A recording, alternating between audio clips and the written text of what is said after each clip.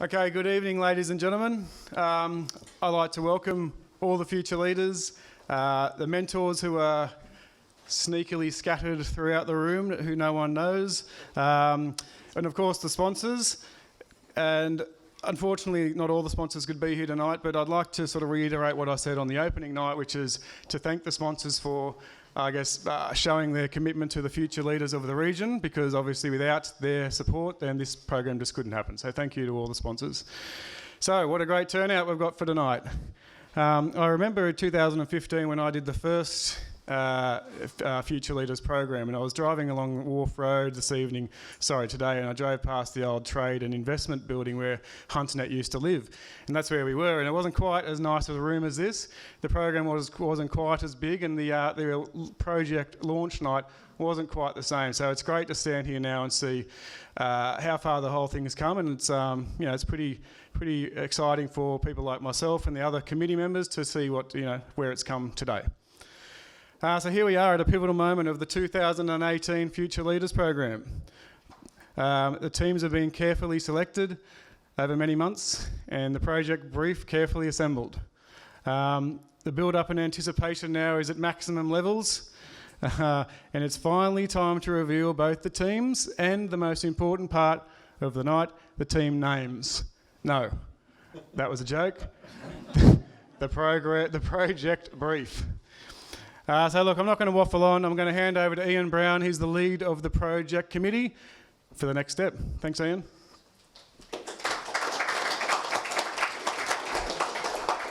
Cheers, Tim. Good evening, everyone. Welcome to the 2018 hunternet Future Leaders project launch. On behalf of hunternet, our committee led by Tim Blakemore, and the project committee of myself, Tim Brown and Marty Corrigan, we'd like to welcome our participants, mentors, employer representatives, committee members and the alumni of tonight's proceedings.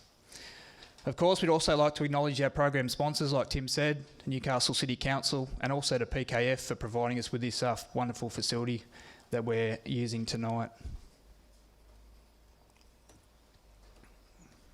So just a session overview for tonight. I've got a bit of a video introduction which just sets the scene around Newcastle and the development of Newcastle and the infrastructure changes that we're seeing around the city. We'll go through the project overview, which will be delivered by Tim Brown. Marty will pick up project milestones and the key dates, judging criteria and the judges. We'll have a short break and then we'll come back and do the mentor and team announcements. Then we'll have a team breakout session, so a good opportunity for you as groups to get together for the first time with your mentors, start to strategise around your project brief and some key areas to focus on for the next few weeks. And then we'll open the floor up to a Q&A session. So all of us alumni and participants have been part of this program before. Happy to answer any questions you guys may have around the project brief or the process we followed when we did it. And I'll play a short video. So this is an Urban Growth New South Wales video, just setting the scene around the development that's taken part in Newcastle at the moment. Thanks, mate. Good evening, everyone. Last time I was here, we were talking about what the project may or may not look like, and tried to give you a little bit of a teaser to get the brain thinking about where this project might lead. In nervous anticipation for tonight, it's really quite funny. 12 months ago, I was sitting over there. Now I've had the pleasure to work with these guys to prepare the brief, which has been an interesting and great opportunity for me personally to grow. And that's one of the things that you get out of this, which is fabulous. So we're already recruiting for next year on the committee, so just put your name at the door at the end. So without any further ado, I spoke last time about the Newcastle and the regional economy. I don't really want to read that out verbatim, but the key messages here for everyone is that we really do punch above our weight. There's a lot of things that go on within the region, and it's not just Newcastle, it's up the valley, it's Port Stephens, it's Lake Macquarie, and all of these areas really contribute to a society and a region that we can be really proud of. And as you can see there, 28%, almost 30% of the economic output from all of the regional New South Wales comes from here. So we're a big player, and what that brings is lots and lots of opportunity.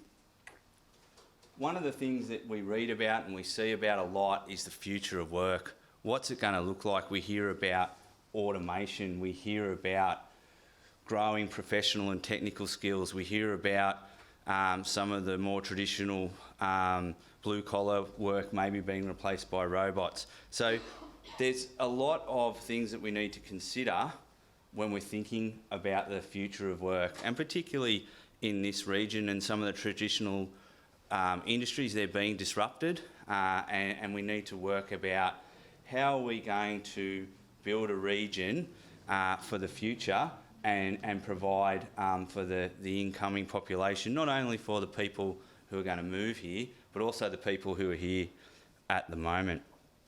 So, in terms of the project overview, as I said last time we were here, there's lots going on, and it's a great place to live. So, how are we going to capitalise on the work that we've been doing and the opportunities that are here, also, and ensure that our next generation of leaders not only stay here, but also we can attract them in.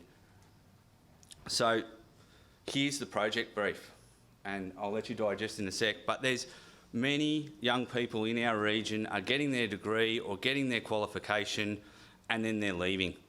We've got the lowest number of 25 to 34 year olds that have a bachelor degree.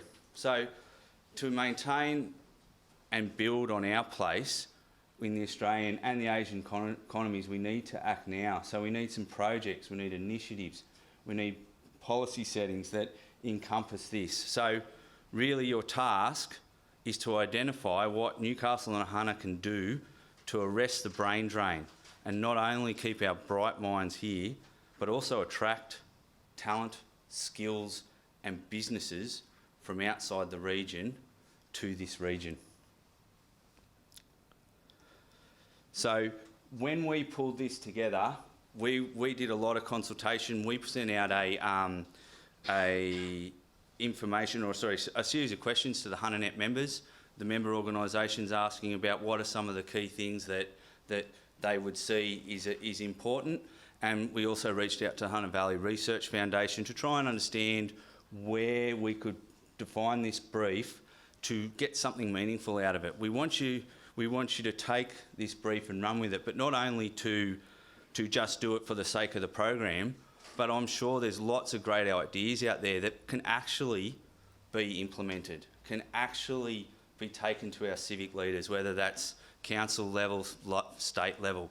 What are we going to do to keep our talent here, but also attract talent to the region? So it's a really important piece, and it's something that I think that there's plenty of scope for you guys to go away and come up with some great ideas on how you might do that. And you know, I'd encourage you to think outside the square. We hear a lot about the buzzword innovation. What does innovation mean? It means something different to everyone. I guess for me, just remember that innovation doesn't mean invention. You don't need to invent something to be innovative. You can find a different way of doing things to look at that. Look at leveraging off the strengths we have, and don't focus on necessarily a particular aspect. It can be a social thing, it can be a business thing. Who knows? It's really up to you guys. So from us, that's the brief that we've set you, and we've tried to give a bit of guidance, but having enough scope to really come up with some fantastic ideas.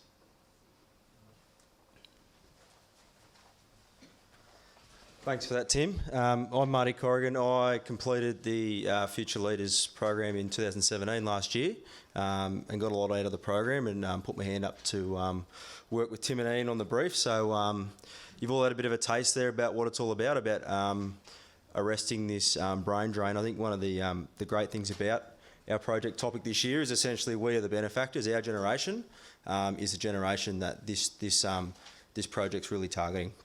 So I'm just going to run through firstly the project submission requirements. Each team, so you'll find out your team members after the break a little bit later tonight, but each team will need to prepare a 20-page written report, a 30-minute project presentation to a panel of judges, so At the end of the 2 months of when your report's due, each team will come in and do a group presentation to the judges, and that's where you really make your first, I suppose, hard-hitting impact on them. A 200-word gala summary, and also a 5-minute extended elevator pitch. So we have a gala dinner at the end of the program, usually late October, early November time frame, and each of the groups gets up at that dinner throughout the night and presents a quick pitch to the crowd, and then after that the winners are announced. So yeah, something you probably deal with later on down the track, but yeah, trying to get that punchy elevator pitch can be quite a challenge. So I'm just going to touch on some key project milestones. So 9th of August, that's tonight. The mentors and judges are announced and the project is launched. Now your reports will be due on the 11th of October. So if we think about the timeframes there, you've got about 8 weeks or a bit over 8 weeks to get the reports done.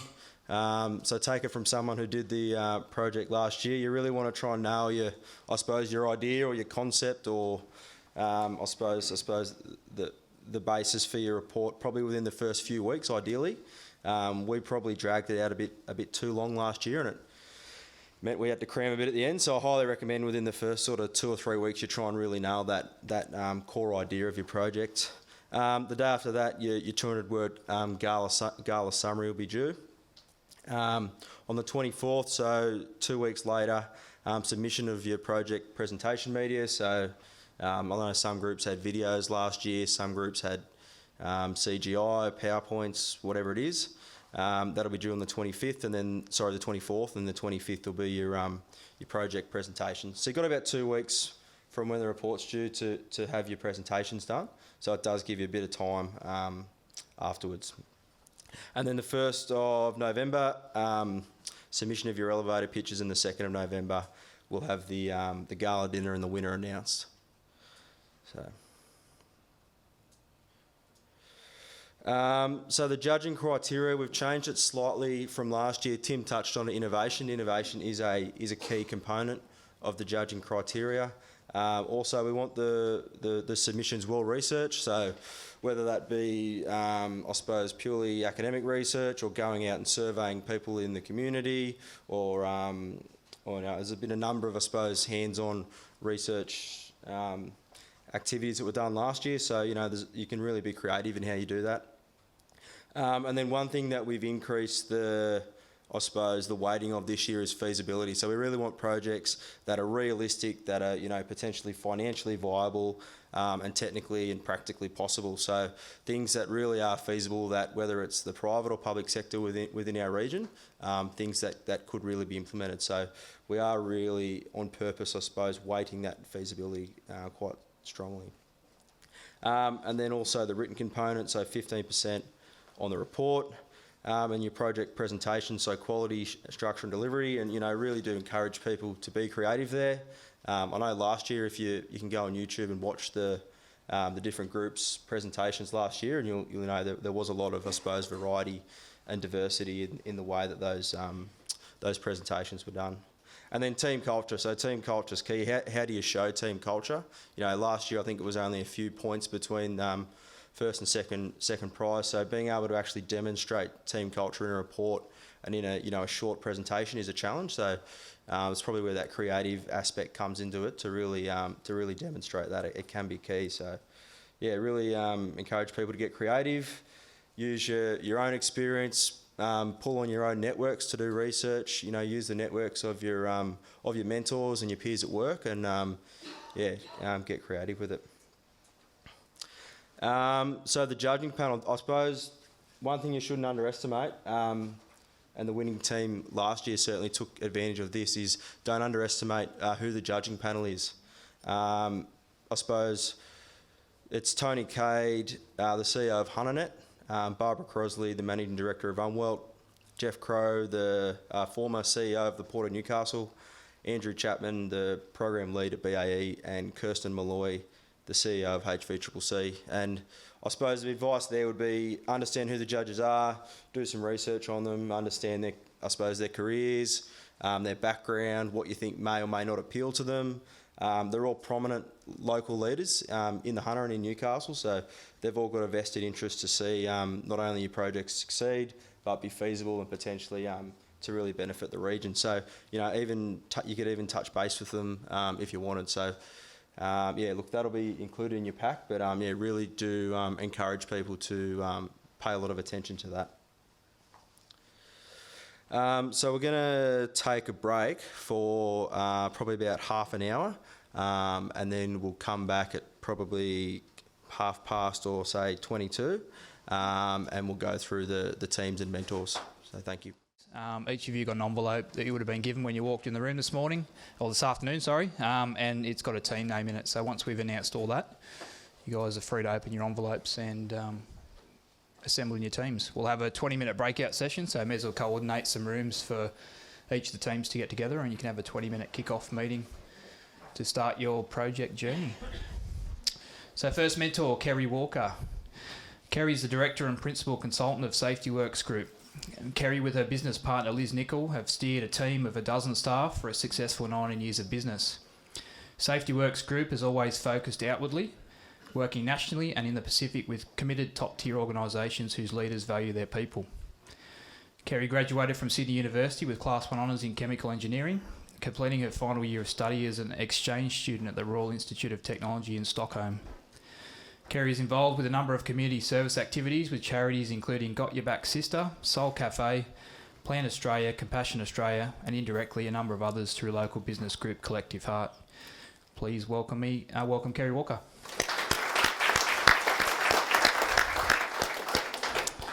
Trudy Lanar. Trudy is the Environment and Community Relations Manager and part of the Executive Committee at Port Waratah Coal Services.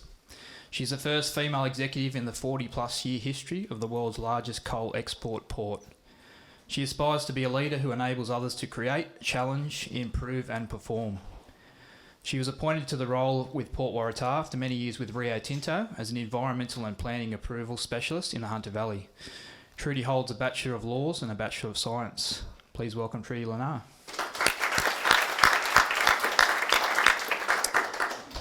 Clayton McSeveny. Clayton is the Telstra Enterprise Regional Manager for New South Wales North and has been in senior management roles in the last 16 years. Clayton is passionate about enabling regional business communities through technology solutions. Clayton places a strong focus on people development as a leader and a quest for ongoing self-development with a growth mindset. Clayton had previously attended University of Newcastle for a Bachelor of Commerce qualification, and in his spare time is a football coach with the Newcastle Jets Academy, with a passion for Australian football success through player development to professional levels. Please welcome Clayton McSeveny.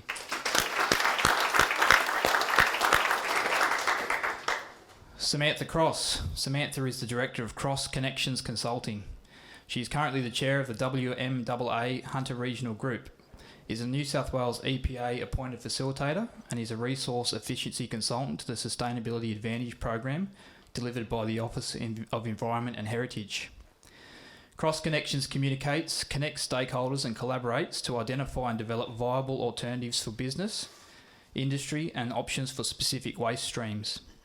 They also engage to understand and identify real opportunities for businesses in the circular economy that will eliminate waste and utilise recovered resources as raw materials input into other processes.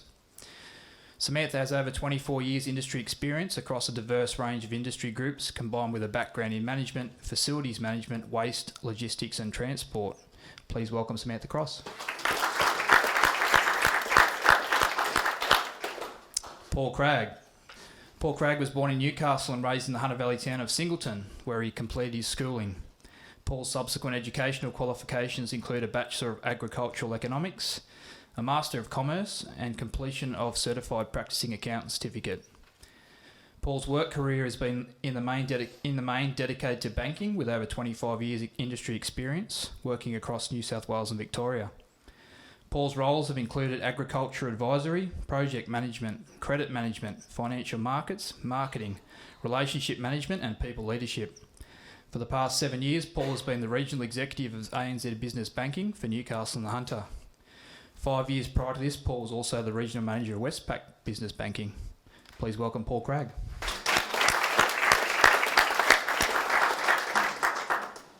So without further ado, a bit of background. So our team names this year have always been something in the past linked to the hunter and the region itself.